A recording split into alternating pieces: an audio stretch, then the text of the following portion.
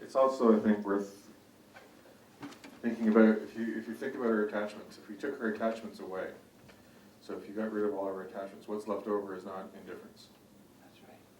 Right? It's not, I don't care, it's, because if you look at what indifference is just it's a kind of aversion, right, which is just another kind of attachment. Or it's kind of an attachment in reverse. It's an attachment to things staying away. Right. Right? So if you take away attachments, you don't have indifference. Right? What you have, if you get rid of all your attachments, what arises naturally is compassion and love. Right? And if you don't understand kind of the logical process behind that, then the important thing is to actually experience it. Right? So we lessen our attachments. Right? Like most of us, I find it hard to understand kind of like, why I get rid of attachments, why that results in compassion. But the more I can be in a state where I lessen my attachments, the more compassion I feel. So I actually feel it through experience, I learn it through experience as opposed to some kind of equations. Right? So that's the process. But that's what the Buddha taught, right? And that's why when the Buddha became enlightened, he just didn't say, okay, I'm done. Time for ice cream. Right? So he spent the next 45 years, he'd been sitting under a tree for however long, then he got up and he walked from village to village for the rest of his life teaching. Right? And he didn't do that out of attachment, he didn't do it out of ego, he did it out of compassion. Right? So once attachments are gone, that's when compassion arises. But interesting what you said too about, rereading and then as well practicing it to see what the result is. So, that's sort of what you have to do too. But lest we become too fixated, the Buddha also said there's joy everywhere. Yeah. He said, because we're so fixated to things, and especially ourselves. So, as Greg said, exactly, if you remove the attachment, then empathy, joy, and love naturally fill it. But that doesn't come from an attachment to self. As a matter of fact, greed, anger, all of that comes from an attachment to a self, and all the other attachments that follow that. So I think what you're saying at the very beginning is, what about the good parts of myself? That's right. If you think about it, the good parts of yourself, the compassionate parts of yourself, come from when you're more or less out of the equation. Because when you reach out, when you're thinking of what you can accumulate, greed, that's all focused on you. When you think about anger, it's how the world did you wrong. When you think about love, you think about how wonderful it is to be connected to this person. You sort of fall out of it. And one of the definitions of evil is a complete lack of empathy. And to have empathy, you must forget about the self. So. Okay, thank you. Oh, another. I just wanted to say, because I was, sorry. I was just thinking, because when you get rid of the attachments, what's left is your true nature, the Buddha nature that you're trying to get to, right? So that's where all that stuff is just there, but without ego involved in it. And the idea also behind it is, it's not to say that we should let go what we perceive to be the good aspect of us. It's knowing that joy is there, but also having the wisdom to know that it's impermanent. It will change. And whenever suffering comes, also, it's there, but having the wisdom to know that it will again, it will also change. So this permanent state of changes keeps us in the loop in saying, do not attach, because whatever the conditions, it will be different. So that will spare us from lots of suffering, knowing that it will continuously change. And whether it's good or whether we perceive it to be bad, it will be different. And I think that's the spirit, yes. Right?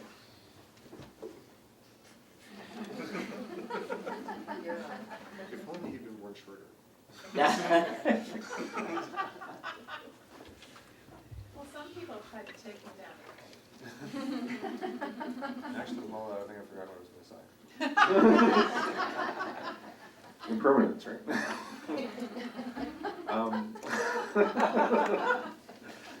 It's such a problem.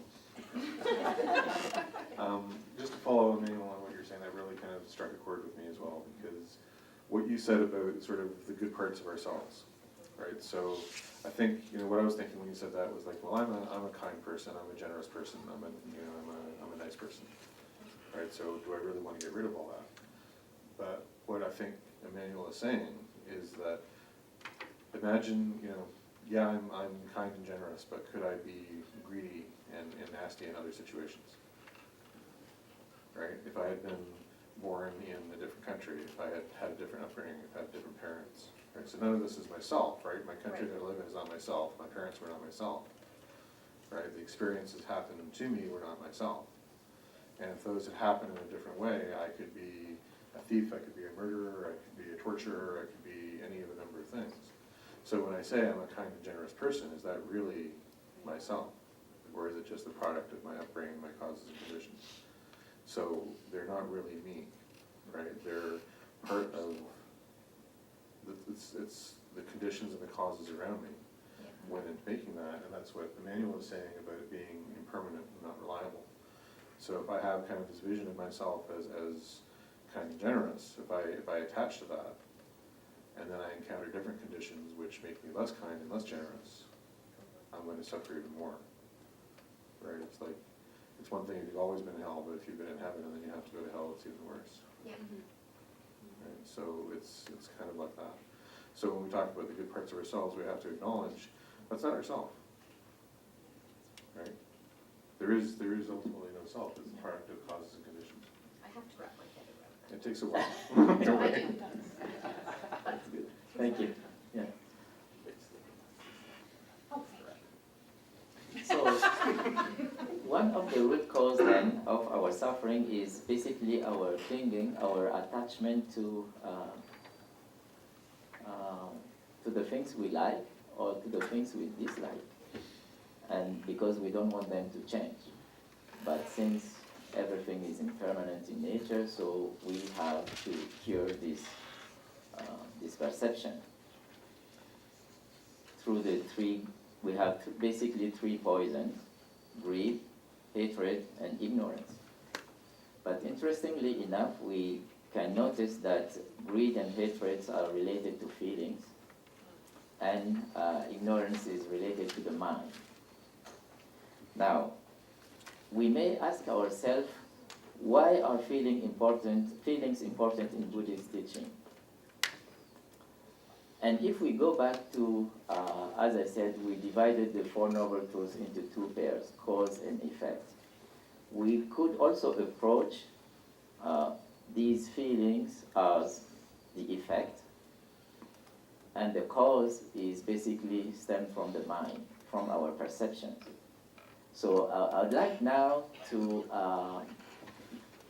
consider, John will be distributing a couple of sheets, and there will be an image. I don't want you to look at the image first, just look at the letting go part, and let the image face down. And then once everyone has a copy, then we will look at together at the image. What do you see? Yes? A young lady turning her face away with a feather in her hair.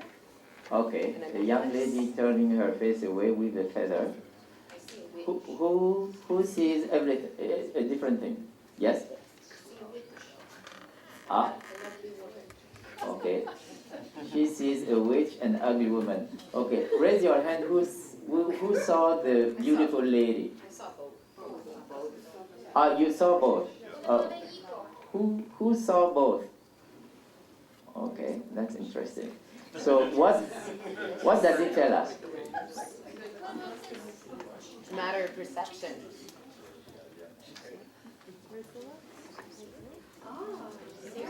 Ah. Okay. What does it tell us? Perception. What does it tell us about perception then? We all perceive things. Aha. Yes? You can also speak to duality. Sorry. Yeah. Bring her the mic, please. Yeah. You can also speak to it as in terms of duality. Mhm. We could see two things.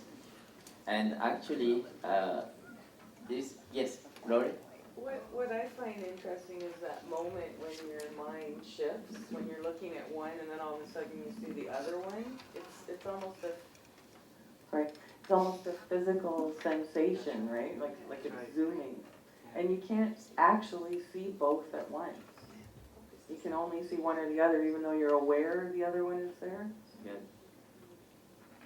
So the way we see the problem generally is the problem. So our perception filters everything we feel. So let's get back to the question of why are feelings so important in Buddhist teaching. And feelings are part of the four foundations of mindfulness. And we learn to contemplate, to have the four contemplations. We have to contemplate the body as being impure. We contemplate feelings at the origin of our suffering. We contemplate our mind because thoughts are impermanent. And we contemplate also mind object because there is no self. So when we say that feelings have to be contemplated because they are the origin of suffering, this means that if we don't understand our feelings, then we might not have a window to the cessation of our sufferings because they stem from our suffering. And we also just notice that perception leads to our to our feelings as well. If we perceive something to be good, we will feel good about it. If we perceive it to be bad, we will feel bad about it. So let's look at someone just looking at you.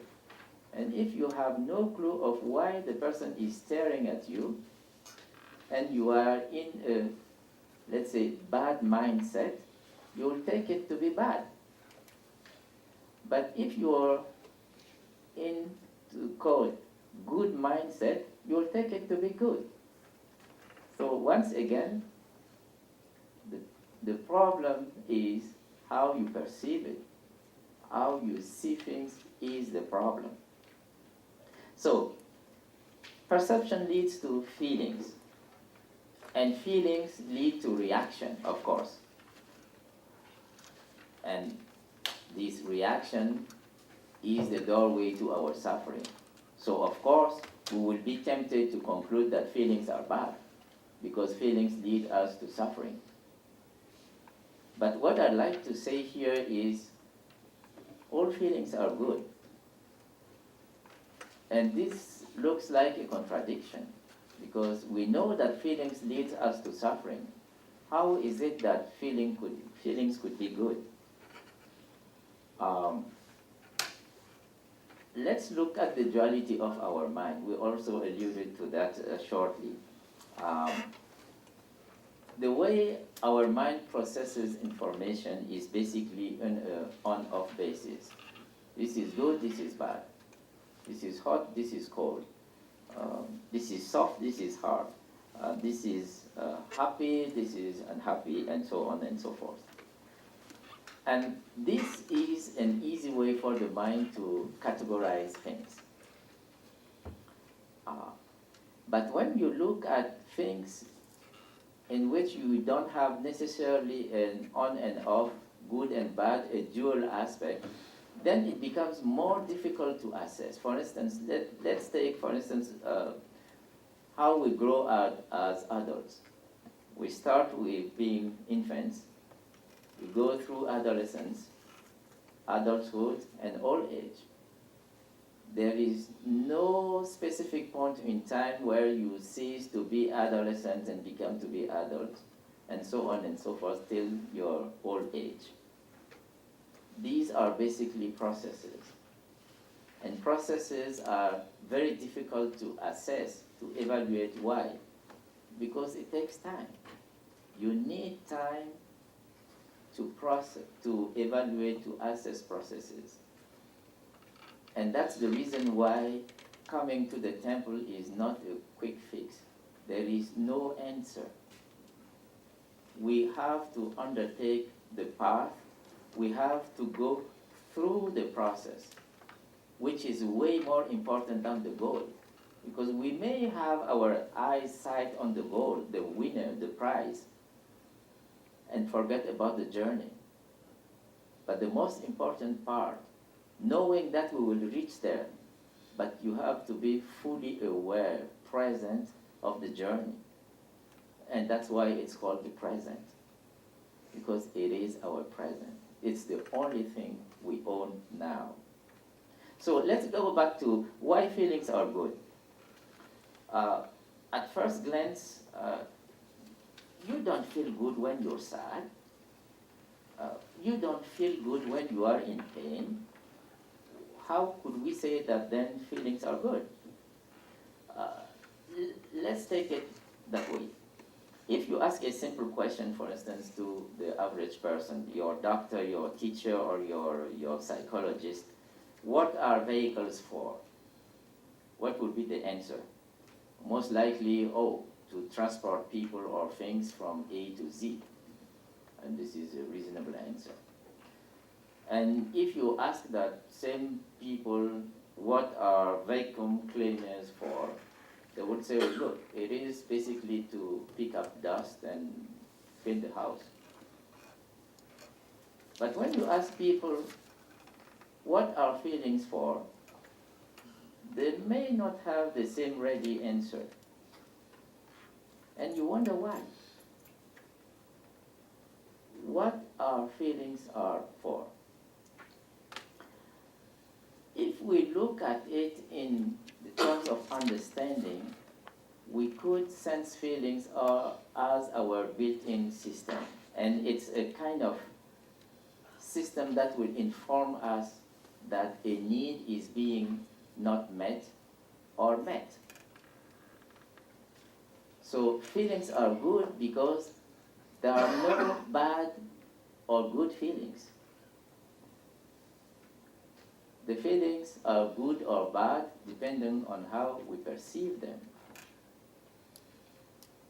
So due to this ignorance about our feelings, sometimes healthy individuals who have sought help because of feeling sad, mad, or otherwise bad are routinely prescribed drugs, emotion-numbing medications that flattens out their life completely.